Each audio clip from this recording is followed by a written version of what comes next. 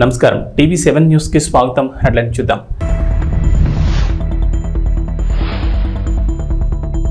YS Rajasekhara రెడ్డికి జగన్ ఘన నివాళి. తెలుగు రాష్ట్రాల్లో జయంతి కార్యక్రమాలు.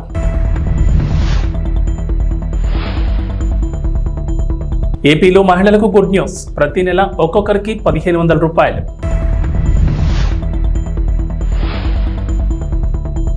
తెలంగాణ పాలిటిక్స్ లో మరో సంచలనం. చంద్రబాబుతో బీఆర్ఎస్ ఎమ్మెల్యేల భేటీ.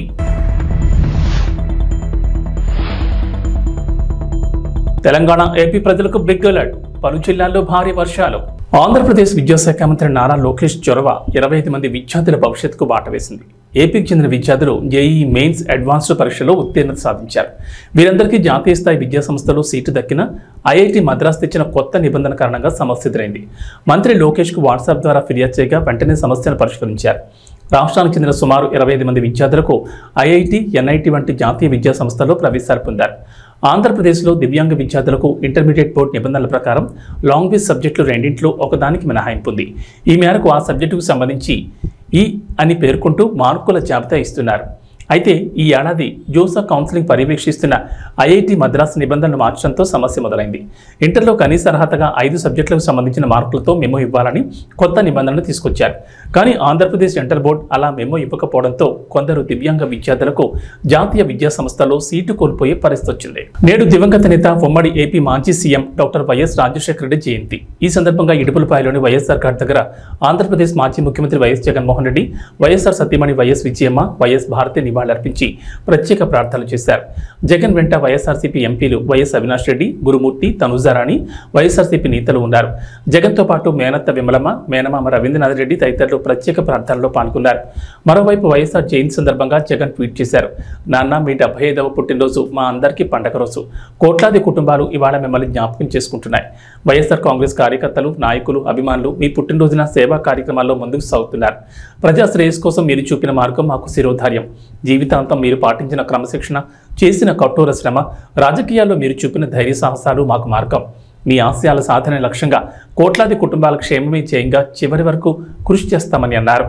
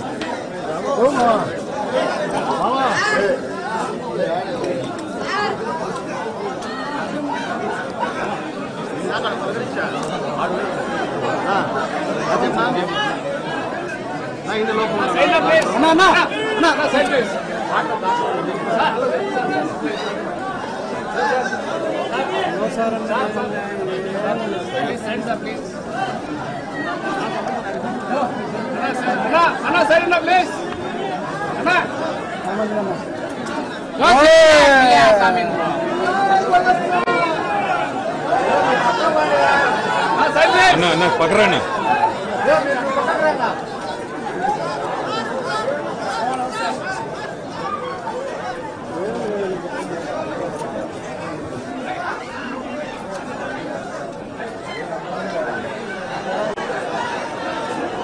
ఆంధ్రప్రదేశ్లో కూటమి ప్రభుత్వం ఎన్నికల సమయంలో ఇచ్చిన హామీలను ఒక్కొక్కటిగా అమలు చేస్తోంది. ఇప్పటికే పింఛన్ పెంచి పంపిణీ ప్రారంభించింది. అలాగే డిఎస్సికి సంబంధించి కసరత్తు మొదలైంది. అన్నా క్యాంటీన్లు, ల్యాండ్ టైటిలింగ్ యాక్ట్ రద్దు, నైపుణ్య గణన, ఉచిత ఇసుక విధానం ఇలా నిర్ణయాలు తీసుకుంటున్నారు.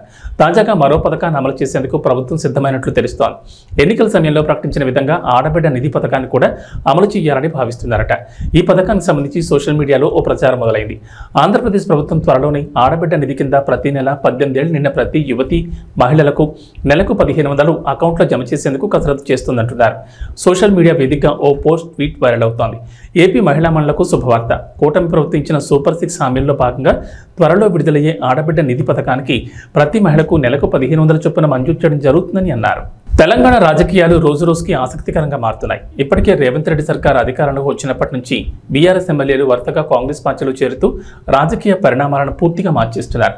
తాజాగా హైదరాబాద్కు వచ్చిన ఏపీ సీఎం నారా చంద్రబాబు నాయుడుతో బీఆర్ఎస్ ఎమ్మెల్యేలు భేటీ అయ్యారు. జూబ్లీహిల్స్లోని చంద్రబాబు నివాసంలో ఆదివారం బీఆర్ఎస్ ఎమ్మెల్యేలు ప్రకాష్ గౌడ్, అరికెపూడి గాంధీ, మిర్యాలగూడ మాజీ ఎమ్మెల్యే భాస్కర్ రావు కలిశారు. ఏపీలో టీడీపీ కూటమి అఖండ విజయం సాధించడంతో పాటు ముఖ్యమంత్రిగా బాధ్యతలు చేపట్టినందుకు చంద్రబాబుకు అభినందనలు తెలిపారు. అనంతరం తెలంగాణలో ప్రస్తుతం నెలకొన్న రాజకీయ పరిణామాలపై చంద్రబాబుతో బీఆర్ఎస్ ఎమ్మెల్యేలు సుదీర్ఘంగా చర్చించినట్లు సమాచారం. అయితే ప్రస్తుతం గ్రేటర్ పరిధిలో గెలిచిన బీఆర్ఎస్ ఎమ్మెల్యేలంతా గతంలో చంద్రబాబు నేతృత్వంలో పనిచేసిన టీడీపీ నేతలే కావడం గమనార్హం.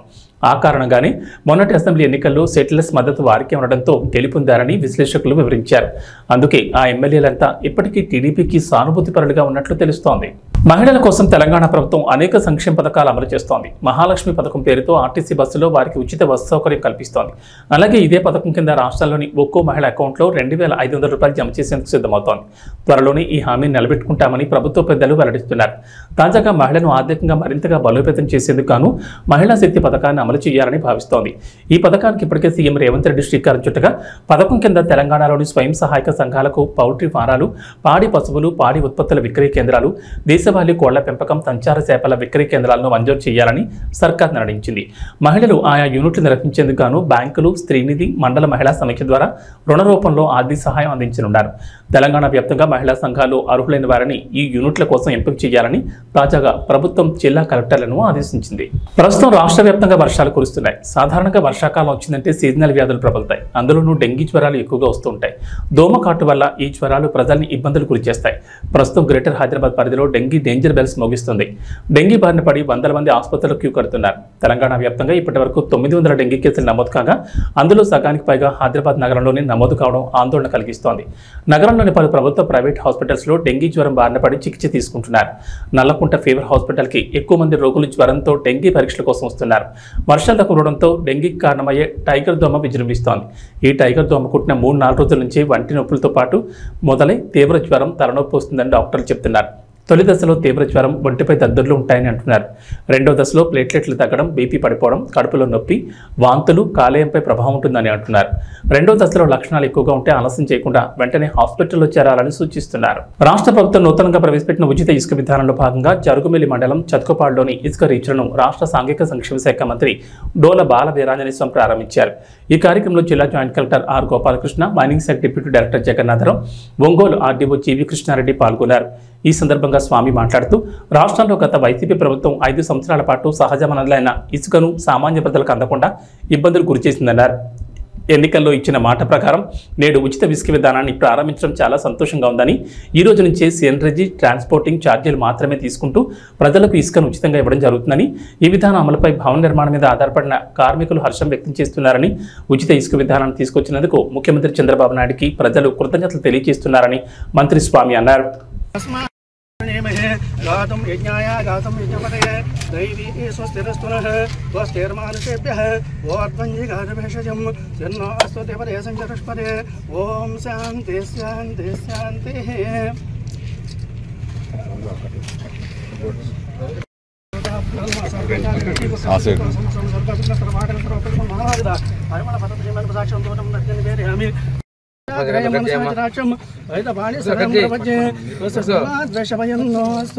स्वभगं शुभम्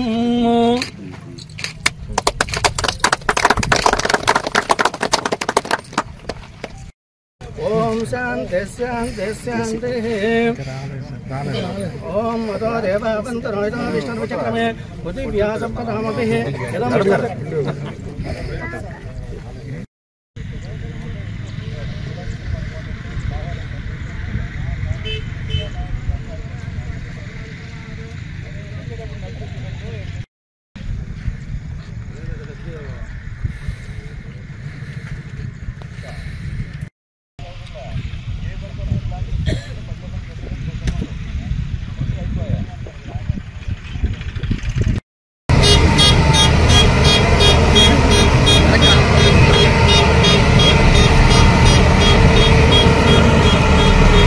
ప్రేగ్నెంట్ సార్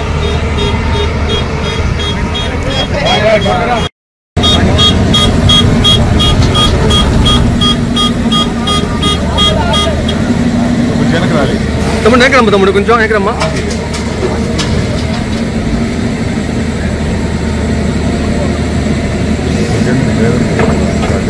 కొంచెం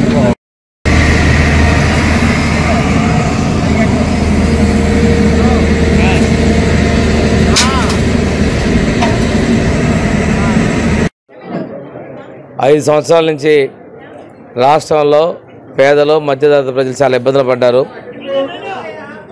సహజ వనరులైనటువంటి ఇసుక కూడా అందలేనంత పనిచేశారు. ట్రాక్టర్ ఇసుక 5,000 రూపాయలు కొనుక్కోవాల్సిన దుస్థితి వచ్చింది.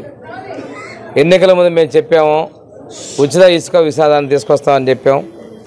మా ప్రభుత్వం ఏర్పడిన 4 రోజులు కూడా కాలేదు. మొదటిది ఎన్టీఆర్ భరోసా 4,000 రూపాయలు పెన్షన్ పెంచి ఇచ్చాం. రెండవది ఉచిత ఇసుక విధానాన్ని ఇవాళ మేము ప్రారంభిస్తున్నాం. ఎన్నడూ లేని విధంగా మా నియోజకవర్గంలో 2 ఇసుక డంపులు ఉన్నాయి. వాటిని మొదటగా సేవరేజీ ట్రాన్స్పోర్ట్ ఛార్జీలు కలుపుకొని 247 రూపాయలకి టన్ను కింద విక్రయం చేస్తూ ఉన్నాం. ఒక వ్యక్తికి 20 టన్నులకు మించి రోజుకి ఇవ్వడం లేదు. ఉదయం 6 గంటల నుంచి సాయంత్రం 6 గంటల వరకు పగటిపూట మాత్రమే ఇసుకను సరఫరా చేయబోతున్నాం. నదుల పక్కన ఉన్నటువంటి వాళ్ళు ఎవరికి వాళ్ళు కావాలంటే బండ్ల మీద ఉచితంగా ఇసుక తీసుకొచ్చుకోవచ్చు. ఈరోజు ట్రాక్టర్ ఇసుక మేము 1,100 నుంచి 1,200 రూపాయలకి ఇసుకకు రేటు లేకుండా ట్రాన్స్పోర్ట్ ఛార్జెస్ సేవరేజ్ మాత్రమే వసూలు చేసేస్తున్నాం. ఇది చాలా సంతోషకరమైన విషయం. భవన నిర్మాణం మీద ఆధారపడిన కార్మికులు, బేల్దారులు కావచ్చు, పెయింటర్స్ కావచ్చు, మిగిలినటువంటి ఎలక్ట్రీషియన్ చాలామంది ఉద్యోగస్తులు ప్రజలు చాలా సంతోషంగా ఉన్నారు. 14కి 19 మధ్యలో ఉన్నటువంటి ఉచిత ఇసుక విధానం తిరిగి తెలుగుదేశం, జనసేన, బీజేపీల ఎన్డీఏ ప్రభుత్వం తీసుకొస్తున్నందుకు ముఖ్యమంత్రి చంద్రబాబు నాయుడు గారికి ప్రజలు ధన్యవాదాలు తెలియజేస్తున్నారు. ప్రజల కష్టాలు కూడా తొలగిపోతూ ఉన్నాయి. మన పక్కనే ఉన్న ఇసుక మన సహజ వనరులు మనకి ఉచితంగా అందుతున్నటువంటి లక్ష్యంతో ఉన్నారు. ఈ ఉచిత ఇసుకని రాష్ట్ర వ్యాప్తంగా ఈరోజు మేము ప్రారంభిస్తున్నామని చెప్పి తెలియజేస్తున్నాను. ప్రజలు, ప్రజాప్రతినిధులు, అధికారులు, స్వచ్ఛంద సంస్థలు, మీడియా అందరినీ సమన్వయం చేసుకుని జిల్లా సమగ్ర అభివృద్ధికి తన సాయశక్తుల కృషి చేస్తానని జిల్లా కలెక్టర్ జి రాజకుమార్ పేర్కొన్నారు. ఆదివారం ఉదయం 11:30 కలెక్టరేట్కు చేరుకున్న నూతన జిల్లా కలెక్టర్కు వేద పండితులు పూర్ణకుంభంతో స్వాగతం పలికారు. కలెక్టర్ ఛాంబర్లో వేద పండితుల ఆశీర్వచనాలు, సర్వమత ప్రార్థనల అనంతరం ఉదయం 11:30 రాజకుమారి గణియా జిల్లా నూతన కలెక్టర్గా పదవీ బాధ్యతలు స్వీకరించారు. Joint collector T Rahul Kumar Reddy, DRO A Padmaja, ఆర్డీఓలు, జిల్లా అధికారులు, సిబ్బంది జిల్లా కలెక్టర్ను మర్యాదపూర్వకంగా కలిసి పుష్పగుచ్చాలు అందజేసి అభినందనలు తెలిపారు. ఈ సందర్భంగా జిల్లా కలెక్టర్ జి రాజకుమార్ మాట్లాడుతూ ప్రజలకు నిత్యం అందుబాటులో ఉంటూ ప్రజా సమస్యలను పరిష్కరించేందుకు ప్రత్యేక శ్రద్ధ తీసుకుంటారన్నారు. ప్రజాప్రతినిధులు, అధికారులు, స్వచ్ఛంద సంస్థలు, మీడియా అందరినీ సమన్వయం చేసుకుని జిల్లాను అన్ని రంగాల్లో ముందుంచి ప్రగతి పదాన్ని నడిపేందుకు కృషి చేస్తారన్నారు. నంద్యాల లాంటి మంచి జిల్లాకు ఇది తన మొట్టమొదటి కలెక్టర్ పోస్ట్ అని ఆమె పేర్కొన్నారు. నంద్యాల జిల్లా కలెక్టర్గా ఈ ప్రాంతంలో పనిచేసేందుకు సంతోషంగా ఉందని, కలెక్టర్గా ఎంపిక చేసి నియమించిన ప్రభుత్వానికి, రాష్ట్ర ముఖ్యమంత్రికి ఈ సందర్భంగా ధన్యవాదాలు తెలుపుకుంటున్నానని ఆమె తెలిపారు. రాష్ట్ర ప్రభుత్వ ఆశయాలకు అనుగుణంగా ప్రభుత్వ సంక్షేమ అభివృద్ధి పథకాలను సమర్థవంతంగా అమలు చేసి అందరి సహకారంతో జిల్లా అభివృద్ధికి పాటుపడతానని కలెక్టర్ తెలిపారు. అన్ని శాఖలను సమన్వయం చేసుకుని ప్రభుత్వ ప్రాధాన్యత అంశాలను క్షేత్రస్థాయిలోకి విస్తృతంగా తీసుకెళ్లి అభివృద్ధి చేసేందుకు కృషి చేస్తానని తెలిపారు. నంద్యాల జిల్లా జియోగ్రాఫికల్ ప్రొఫైల్, ఇక్కడి పరిస్థితులను పరిశీలించాలని, వ్యవసాయ అనుబంధ రంగాలు, ఇరిగేషన్, పరిశ్రమలు, టూరిజం తదితర అన్ని సెక్టార్లలో ప్రస్తుతం ఉన్న పరిస్థితులను ఆకలింపు చేసుకుని మరింత అభివృద్ధి చేసేందుకు ప్రణాళికలు రూపొందించి ఆ మేరకు చర్యలు తీసుకుంటానని ఆమె తెలిపారు. అనంతరం కలెక్టర్ కార్యాలయంలోని video conference hall, command control room, అన్ని సెక్షన్ల విభాగాలను పరిశీలించి వివరాలు అడిగి తెలుసుకున్నారు.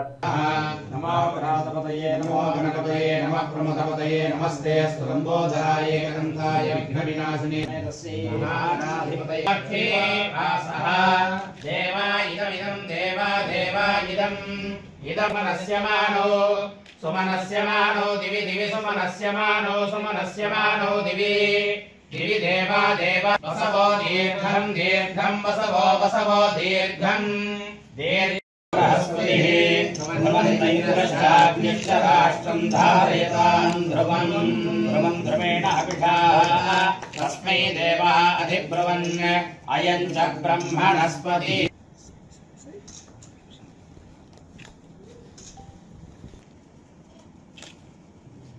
నమస్కారం.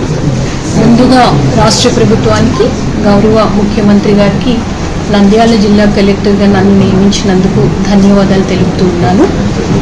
ఒక మంచి జిల్లాకి నేను రావడం, మొట్టమొదటిసారి ఈ ప్రాంతంలో పనిచేసే అవకాశం ఇవ్వడం చాలా సంతోషంగా ఉంది.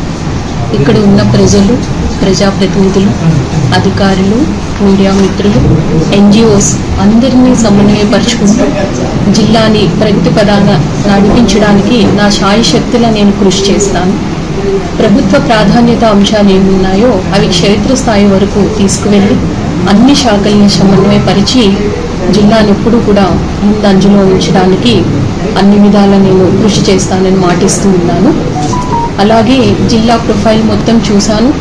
ఇక్కడ జోగ్రఫికల్ కండిషన్స్, ఇక్కడ ఉండే various resources, agriculture, irrigation sectors, industries, అలాగే టూరిజం అండ్ అదర్ సెక్టార్స్కి సంబంధించి ఇప్పుడు ఏ విధంగా ఉంది సిస్టమ్, పటిష్టపరచడానికి ఎటువంటి ప్రణాళికలు రూపొందించాలి, అలాగే మరింత అభివృద్ధిలోకి తీసుకువెళ్ళడానికి అందరినీ సమన్వయపరుచుకుంటూ ఏ విధంగా ముందుకు సాగాలి అన్న ప్రయత్నం నేను చేస్తాను. అలాగే జిల్లా ప్రజలు చాలా మంచి ప్రజలు అని చెప్పి, బాగా మంచి మనసున్నవారు అని చెప్పి అందరూ నాకు ఇక్కడికి పంపించారు. ఇప్పుడు ఆ ప్రజలను చూస్తాను, ఆ ప్రజలతో కలిసి పనిచేస్తాను. కాబట్టి జిల్లాని అన్ని విధాలా కూడా అన్ని రంగాల్లో ముందుకు తీసుకువెళ్ళడానికి ప్రయత్నం చేసి ప్రతి ఒక్కరికి కూడా నిత్యం అందుబాటులో ఉంటానని కూడా నేను మాటిస్తూ ఉన్నాను. విశ్వనటుడు కమల్ హాసన్ శంకర్ కాంబోలో తెరకెక్కిన ఇండియన్ 2 జూలై 12న ప్రేక్షకుల ముందుకు రాబోతోంది. ఇప్పటికే సినిమా గురించి పాన్ ఇండియన్ లెవెల్లో గట్టిగానే ప్రమోషన్స్ చేశారు శంకర్. ఇక తెలుగులో కూడా ఈ సినిమాకి మంచి బజ్ ఉండడంతో హైదరాబాద్లో ఆదివారం ప్రీ రిలీజ్ ఈవెంట్ నిర్వహించారు. ఈ సందర్భంగా ఇండియన్ 3తో పాటు గేమ్ చేంజర్ గురించి అప్డేట్స్ ఇచ్చారు శంకర్. అయితే గేమ్ చేంజర్లో కీ రోల్ పోషించిన డైరెక్టర్, నటుడు ఎస్జే సూర్య ఈ ప్రీ రిలీజ్ ఈవెంట్లో చేసిన కామెంట్స్ వైరల్ అవుతున్నాయి. ఇండియన్ 2, ఇండియన్ 3, గేమ్ చేంజర్ ఇలా 3 చిత్రాల్లోనూ ఎస్జే సూర్య నటించారు. ఇండియన్ 2లో ఓ కేమియోలో కనిపించబోతుంటే ఇండియన్ 3లో ముఖ్య పాత్రలో నటించారట. కానీ గేమ్ చేంజర్లో మాత్రం ఎస్జే సూర్యది మెయిన్ రోల్ అంటూ శంకర్ చెప్పారు. ఇక ఈ 3 చిత్రాల్లో తన పాత్రల గురించి చెప్తూ గేమ్ చేంజర్ రిలీజ్పై అభిమానులకి ఓ హింట్ ఇచ్చారు సూర్య. దయచేసి జూలై 12న ఇండియన్ 2 సినిమా చూడండి. ఇండియన్ 2 సక్సెస్ ఈవెంట్ సందర్భంగా ఇండియన్ 3 ట్రైలర్ని విడుదల చేసి సినిమా రిలీజ్ డేట్ను కూడా ప్రకటిస్తాం. అయితే అంతకంటే ముందే గేమ్ చేంజర్ విడుదలవుతుంది. నేను ఇండియన్ 2లో కాసేపే కనిపిస్తాను. సినిమా చాలా బాగా వచ్చింది, కానీ ఇండియన్ 3 గేమ్ చేంజర్లో నేను ముఖ్యమైన పాత్రలు పోషించాను. ఖచ్చితంగా మీ అందరినీ సర్ప్రైజ్ చేస్తానంటూ ఎస్జే సూర్య చెప్పారు. ఇక గేమ్ చేంజర్లో తన నటన చూసిన తర్వాతే శంకర్ తనని ఇండియన్ 2కి 3కి తీసుకున్నారంటూ ఎస్జే సూర్య ఇటీవల ఓ ఇంటర్వ్యూలో చెప్పారు. శుభ్మన్ గిల్ సారథ్యంలోని యువ భారత్ జట్టు జింబాబ్వే పర్యటనలో తొలి విజయాన్ని నమోదు చేసింది. ఆదివారం జరిగిన 2వ టీ20 మ్యాచ్లో ఆల్రౌండ్ ప్రదర్శనతో అదరగొట్టి 100 పరుగుల తేడాతో జింబాబ్వేని చిత్తుగా ఓడించింది. తొలుత బ్యాటింగ్లో 234పై 2 పరుగులు చేసిన టీమిండియా ఆ తర్వాత జింబాబ్వేను 18.4 ఓవర్లలో 134 పరుగులకు కుప్పకూల్చింది. కాగా శనివారం జరిగిన సిరీస్ ఆరంభ మ్యాచ్లో జింబాబ్వే 13 పరుగుల తేడాతో గెలిచింది. ఈ విజయంతో 5 మ్యాచ్ల టీ20 సిరీస్లో 2 మ్యాచ్లు ముగిసేసరికి భారత్, జింబాబ్వేలు 1-1తో నిలిచాయి. 3వ టీ20 మ్యాచ్ బుధవారం జరగనుంది. ఈ మ్యాచ్లో తొలుత బ్యాటింగ్ చేసిన భారత్ భారీ స్కోర్ నమోదు చేసింది. ఐపీఎల్ 2024 హీరో అభిషేక్ శర్మ సెంచరీతో చెత్తకొట్టడంతో నిర్ణీత 20 ఓవర్లలో 2 వికెట్ల నష్టానికి 234 పరుగులు చేసింది. రుతురాజ్ గైక్వాడ్ 47 బంతుల్లో 77 రన్స్, రింకు సింగ్ 22 బంతుల్లో 48 రన్స్తో బ్యాట్ చులిపించారు. ఈ మ్యాచ్లో తొలి 10 ఓవర్లలో 74/1 పరుగులు మాత్రమే చేసిన భారత్ ఆ తర్వాత యువ బ్యాటర్లు 6 చెలరేగడంతో చివరి 10 ఓవర్లలో 160కి 1 వికెట్ కోల్పోయి రన్స్ పెండుకుంది. అనంతరం భారీ లక్ష్యంతో బరిలో దిగిన జింబాబ్వే భారత బౌలర్ల దాటికి వరుసగా వికెట్లు కోల్పోయింది. ఓ దశలో బ్రియాన్ బానెట్ 9 బంతుల్లో 26 పరుగులు చేయడంతో 2.5 ఓవర్లలో 1 వికెట్ నష్టానికి 40 పరుగులతో నిలిచింది. ఆ తర్వాత వరుసగా వికెట్లు కోల్పోయి పీకర్లతో కష్టాల్లో పడింది. పేసర్లు ముఖేష్ కుమార్, అవిష్ ఖాన్ల దెబ్బకు 4 వికెట్ల నష్టానికి 46తో నిలిచింది. ఆ తర్వాత కూడా వరుసగా వికెట్లు కోల్పోయి 18.4 ఓవర్లలో 134 పరుగులకు ఆల్అౌట్ అయింది. భారత బౌలర్లలో ముఖేష్ కుమార్ 3, అవిష్ ఖాన్ 3, రవి బిష్ణు 2, వాషింగ్టన్ సుందర్ 1 వికెట్ తీశారు. ఈ మ్యాచ్ ఫలితంతో 5 మ్యాచ్ల టీ20 సిరీస్ 2 మ్యాచ్లు ముగిసేసరికి 1-1తో సమ్మైంది. 3వ టీ20 మ్యాచ్ జూలై 10న జరగనుంది. ఇక వాతావరణ విషయానికి వస్తే ఏపీలో వర్షాలు కురుస్తుండగా తాజాగా మరోసారి వాతావరణ శాఖ రెయిన్ అలర్ట్ ఇచ్చింది. పశ్చిమ మధ్య బంగాళాఖాతంలో దక్షిణ కోస్తా తీరం మీదుగా ఆవర్తనం విస్తరించింది. వచ్చే 24 గంటల్లో కోస్తా, రాయలసీమలో ఉరుములు, పిడుగులు, ఎదురుగాలతో వర్షాలు కురుస్తాయని వాతావరణ శాఖ అంచనా వేస్తోంది. ఈ ప్రభావంతో ఇవాళ పార్వతీపురం, మన్యం, అల్లూరు సీతారామరాజు, విశాఖపట్నం, అనకాపల్లి, కాకినాడ, డాక్టర్ బిఆర్ అంబేద్కర్ కోనసీమ, తూర్పుగోదావరి, పశ్చిమ గోదావరి, ఏలూరు జిల్లాలో ఓ మోస్తరు వర్షాలు కురిసే అవకాశం ఉందని వాతావరణ శాఖ అంచనా వేస్తోంది. అంతేకాకుండా శ్రీకాకుళం, విజయనగరం, కృష్ణా, ఎన్టీఆర్, పల్నాడు, ప్రకాశం, చిత్తూరు, తిరుపతి, నంద్యాల, శ్రీ సత్యసాయి, అన్నమయ్య జిల్లాల్లోని కొన్ని ప్రాంతాల్లో తేలికపాటి వర్షాలు పడతాయంటున్నారు. ఈ ఏడాది ఆశించినంతగా వర్షాలు కురవడం లేదు. ఎప్పుడు లేని విధంగా మే నెలలో వర్షాలు దంచుకుంటాయి. రైతులు విత్తనాలు విత్తే జూన్ నెలలో మాత్రం సరిగ్గా వర్షాలు పడలేదు. అడపాదడపా భారీ వర్షాలు మినహా ఎక్కువగా రైతులకు లాభం చేసేలా వర్షాలైతే కురవలేదు. ఈ నేపథ్యంలో తాజాగా తెలంగాణ ప్రజలకు, రైతులకు హైదరాబాద్ వాతావరణ కేంద్రం అధికారులు తీపి కబురు చెప్పారు. ఇవాళ తెలంగాణలో 11 జిల్లాల్లో భారీ వర్షాలు కురుస్తాయంటున్నారు. ఇవి బులెటిన్ విశేషాలు. నమస్కారం.